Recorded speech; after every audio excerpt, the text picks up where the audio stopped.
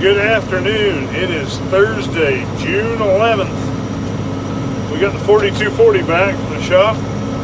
They got lucky. It wasn't a rear main seal. It was just the gaskets in the starter where the wet clutch runs. It was hydraulic oil, so we got lucky. It's a pretty easy fix. I feel kind of dumb because we hauled it a long ways to get that done. So, oh, sorry. I'm side dressing corn. Hit a hole. So, we got that machine behind us. She's doing 11. She's got 11 coulters on it. So we're going down. We're doing basically 12 rows, between 12 rows. And the bad part is I've got a 6-row planter. So we've got some guess rows. And it's not the best, but we're flying along. We're running about 9 miles an hour, which we're kind of gonna have to back her off a little bit. That's a lot, but so on this field, this is my field I'm trying to do high production dryland corn on. The weather hasn't cooperated the best on that. We had some wind a couple days ago. The corn's kind of laid over there. It is what it is. A couple days should straighten up and just fine. So we're just going along here, and this hole's gonna hurt. There it was. So this blend, I wish I could give you the specifics. We can turn around here, so bear with me. Moment.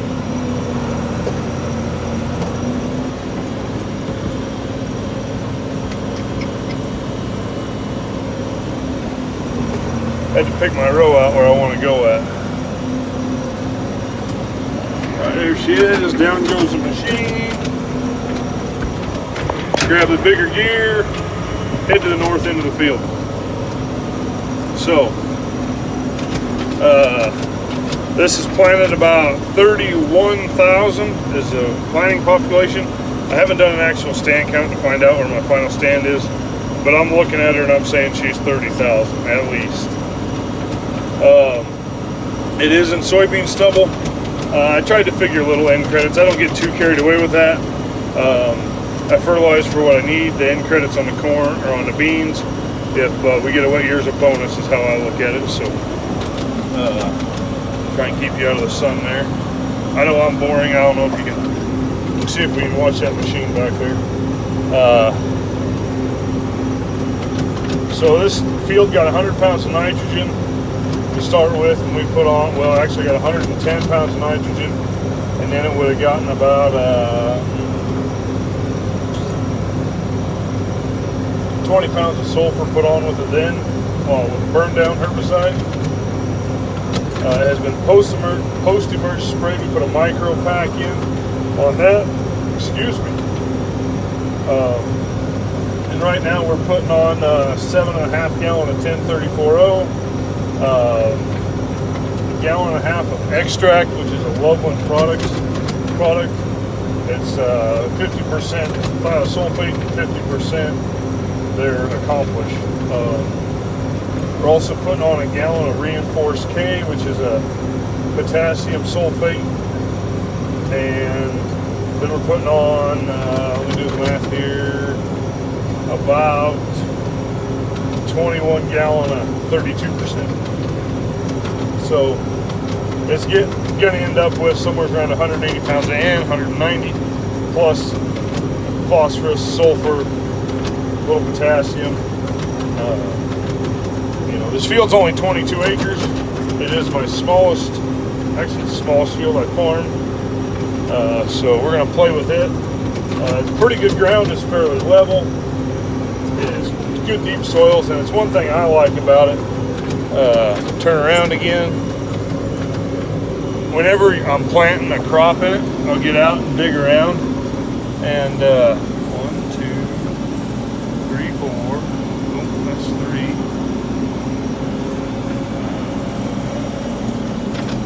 6.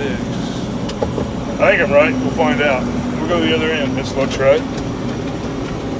We are right where we want to be. There we go. So it's a pretty narrow field, but it's got some long rows there, 3/8 of a mile or so. They're pretty good runs.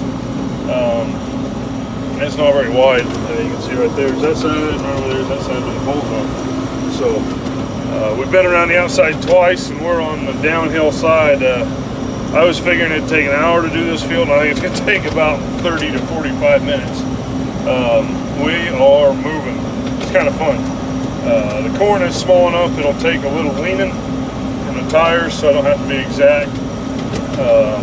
But it's getting enough height on it that I got to get this done. Because if it was standing up straight, it'd be rubbing on the front axle down there. I hope you can see that.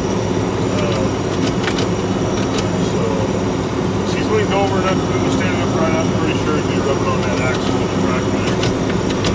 So we got to get this done. A couple days it stands up. We're gonna get some heat. We did get some rain the other day, so that helped. At least we got a little relief from the wind there. So we'll see what she does. Mother Nature's gonna have to give us some rain, but we got all the ingredients here to raise a really good dryland corn crop in this part of the neighborhood. We're kind of on the edge of, if you go east, you get into really good dryland corn, and if you go west, it's hard to raise dryland corn. Most of it out that way is planted for silage. If they take grain off, they're happy. So we're just chugging along, having us a good old time. So that's all. I just thought I'd do a quick update. I've got to go side dress tomorrow. My goal is to try and get 170 acres done over along the highway where I did my corn planting videos. And then I'd like to Saturday go down to Kansas. I've got 80 acres, 85 acres of corn down there I'd like to side dress. And then Sunday, we're going to take the day off. I've been trying to do that more, especially since my daughter's been born. In the mornings, we usually go to church. Of course, that's not going on with all this other baloney. And then if I need to in the afternoons on Sundays, I'll go to work. But most of the time, I try to stay home, hang out, have a family day. Sorry, counting rows. I'm trying to get figured out where I want to go at.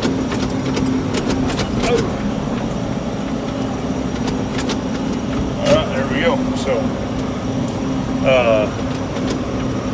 So that's the plan. First part of the week, I've got that feed max. It is the triticale's all headed out, and it is probably belly button tall. The oats and the barley are heading out. The peas are starting to grow, and they got some flowers on them. So hoping Monday, it probably won't be Monday, it'll probably be Tuesday or Wednesday. I want to cut that, and then Wednesday or Thursday get it wrapped as high moisture baleage. We'll get you some videos of that for sure. Swathing and baling and wrapping is the goal. We'll see how things go that way, but that's the goal. My 30-20 went down on me again. It's my own fault. Underneath where the steering tie rods attach, there's a plate and it bolts on the steering motor. I was having trouble keeping that plate tight with the steering motor, so I got new bolts and lock washers and went to John Deere, so I got the right length of bolts and Loctite. And the first three, they went in there hard. The threads were kind of messed up, but we got them in there, got them tight the way they should be. Went to put the fourth one in, and it went in hard. And all of a sudden, when it tightened up, there was oil coming out. So I pushed the seals out of the steering motor is what I did. So it left this morning. This is getting to be an old bad habit, but this tractor showed up on the semi, and that one went back on it to go back to the mechanic. So I got to have it back though to do that high moisture baleage, and I need to do that in the middle of next week. But I stressed that to my guy I work with. He knows it, but the biggest thing is he's got a John Deere dry machine he's working on. Had hydrostat troubles, so he's tied up with that because they were trying to side dress corn with it and get things finished up. So but that's about it.